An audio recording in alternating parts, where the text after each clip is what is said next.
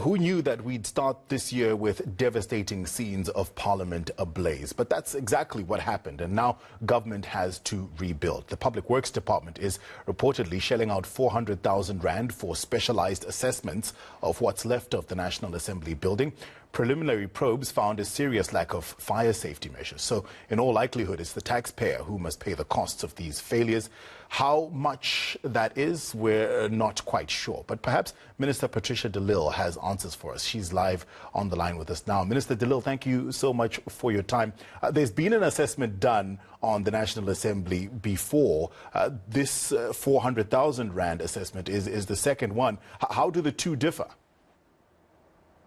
No, it's not correct. You know, I just hope that people can read and ask questions about the statements that we released. A day or two after the devastating fire, an internal team of the Public Works Department moved in just to assist, because it's also a crime scene, just to assist the police to gain access to the building. And they did a visual assessment. This is the first professional specialist team that we have appointed. And the reason why we want an outside independent specialist team is because Parliament is a national key point. Parliament is a heritage site. We follow due procurement processes, and there was a competitive process between two implementing agencies.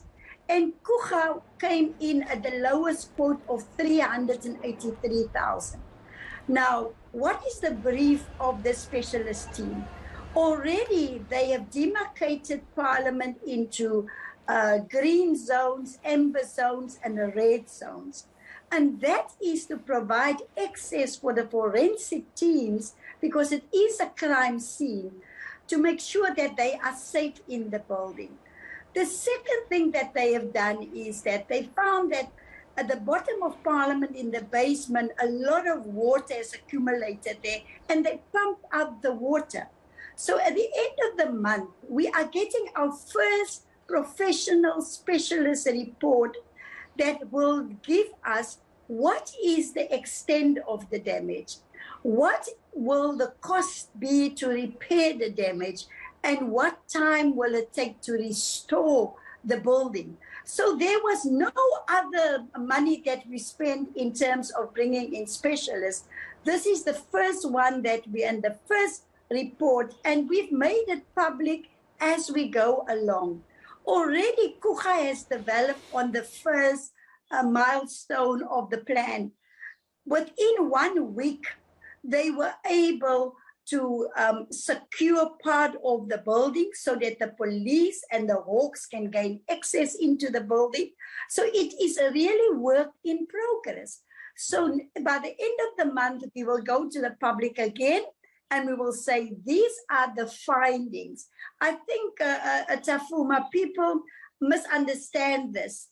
Yeah. This is the first specialist team really that we brought in. Yeah, I think the misunderstanding, Minister, is the fact that the first high-level assessment was called an assessment, and this one is also being called an assessment, and people don't understand the difference, which is why it's important that you've clarified that for us.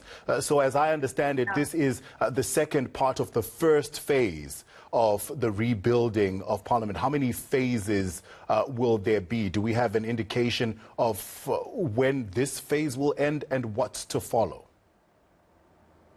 The first assessment that we've made was a visual assessment. The one that we are doing now, it is far more intense. We are testing the materials, the steel that melted away, the buildings that have cracks in. So this is now a specialist team. The first report that we issued was just visual. It wasn't substantive like this one. So once we have the report, Tapfuma, in the next week, by the end of the month, the specialist will then advise us, phase one, what to do. Because as you remember, also remember is that currently it is still a crime scene. We will wait for the forensic departments and the hawks to hand back the building to the department so that we can start with the restoration process. But we'll really keep the public informed. Parliament is the house of democracy. It's where the public representatives hold government to account. And we are certainly working as hard as we can to make sure that we restore the building. Part of the good news is that the initial report shows that the facade that you are showing in your pictures now, there are very little damage in the facade of the National Assembly. But as you go up to the second to the sixth floor, we have got some structural damages behind the National Assembly. All right. You say that the National Assembly is still a crime scene, Minister. That means investigations still are ongoing. How far along are those investigations? How much longer for a complete report? Tapfuma, we had handed over all the pictures that we have taken with drones during the fire period. We've handed over at least 3 hours of video footage to the Hawks, which they have used already in the bail application. And so all the evidence that is available now, the Hawks is using that, and we must hand it over to them directly. Once we hear from the Hawks that they are satisfied that all their teams have now done the necessary work. 2 weeks ago, they sent in a forensic team with trained specialist dogs.